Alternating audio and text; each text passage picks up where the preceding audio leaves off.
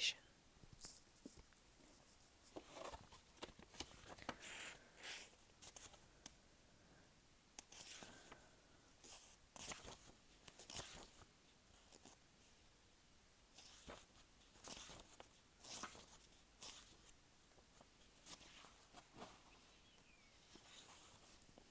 Chapter 1.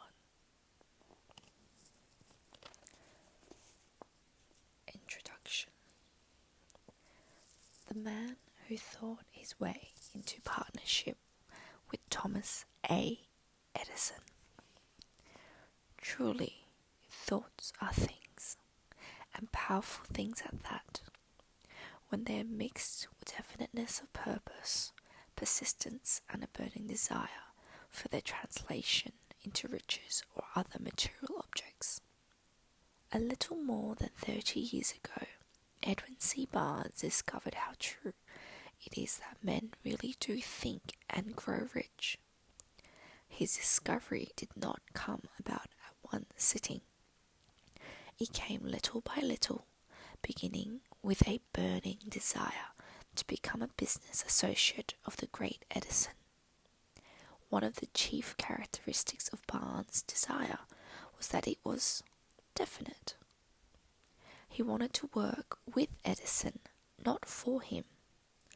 Observe carefully the description of how he went about translating his desire into reality, and you will have a better understanding of the 13 principles which lead to riches. When this desire or impulse of thought first flashed into his mind, he was in no position to act upon it. Two difficulties stood in his way. He did not know Mr. Edison, and he did not have enough money to pay his railroad fare to Orange, New Jersey. These difficulties were sufficient to have discouraged the majority of men from making any attempt to carry out the desire. But his was no ordinary desire. He was so determined to find a way to carry out his desire that he finally decided to travel by blind baggage, rather than be defeated. To the uninitiated, this means that he went to East Orange on a freight train. He presented himself at Mr. Edison's laboratory and announced that he had come to go into business with the inventor. In speaking of the first meeting between Barnes and Edison years later, Mr. Edison said, "He stood there before me, looking like an ordinary tramp. But there was something in the expression of his face which conveyed the impression that he was determined to get what he had come after."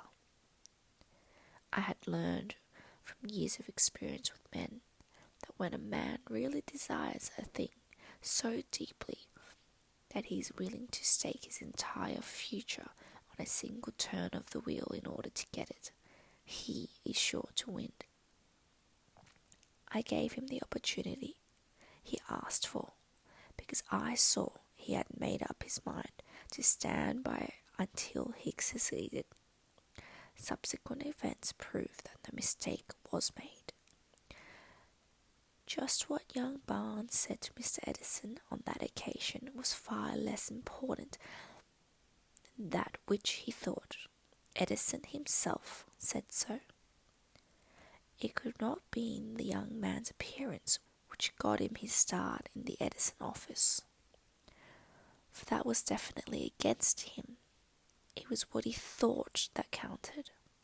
If the significance of this statement could be conveyed to every person who reads it, there would be no need for the remainder of this book.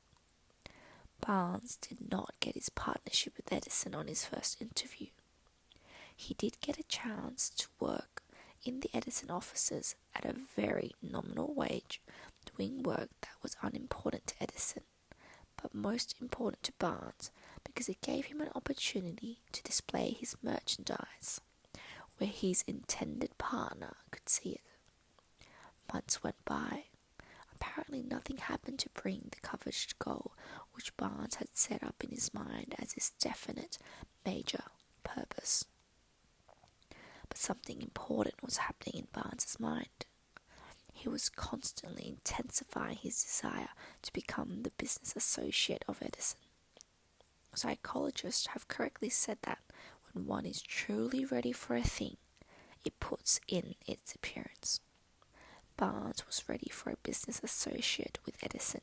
Moreover, he was determined to remain ready until he got that which he was seeking. He did not say to himself, well, what's the use? I guess I'll change my mind and try for a salesman job. But he did say, I came here to go into business with Edison, and I'll accomplish this end if it takes the remainder of my life. He meant it. What a different story men would have to tell if only they would adopt a definite purpose and stand by that purpose until it had time to become an all-consuming obsession. Maybe young Barnes did not know it at the time, but his bulldog determination, his persistence in standing back of a single desire, was destined to mow down all opposition and bring him the opportunity he was seeking. When the opportunity came, it appeared in a different form and from a different direction than Barnes had expected. That is one of the tricks of opportunity. It has a sly habit of slipping in by the back door, and often it comes disguised in the form of misfortune or temporary defeat. Perhaps this is why so many fail to recognize opportunity. Mr. Edison had just perfected a new office device, known at the time as the Edison dictating machine, now the Ediphone. His salesmen were not enthusiastic over the machine. They did not believe it could be sold without great effort. Barnes saw his opportunity. It had crawled in quietly, hidden in a queer-looking machine which interested no one but Barnes and the inventor. Barnes knew he could sell the Edison dictating machine. He suggested this to Edison and promptly got his chance. He did sell the machine.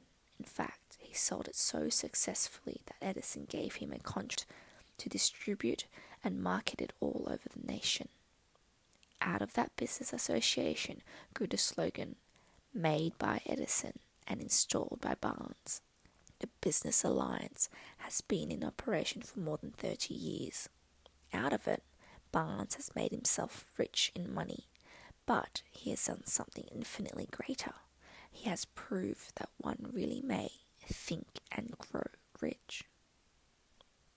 How much actual cash that desire of Barnes has been worth to him, I have no way of knowing. Perhaps it has brought him $2 or $3 million, but the amount, whatever it is, becomes insignificant when compared with the greater asset he acquired in the form of definite knowledge. That an intangible impulse of thought can be transmuted into its physical counterpart by the application of known principles. Barnes literally thought himself into a partnership with the great Edison. He thought himself into a fortune. He had nothing to start with except the capacity to know what he wanted and the determination to stand by that desire until he realized it. He had no money to begin with. He had but little education. He had no influence. But he did have initiative, faith, and the will to win. With these intangible forces, he made himself number one man with the greatest inventor who ever lived.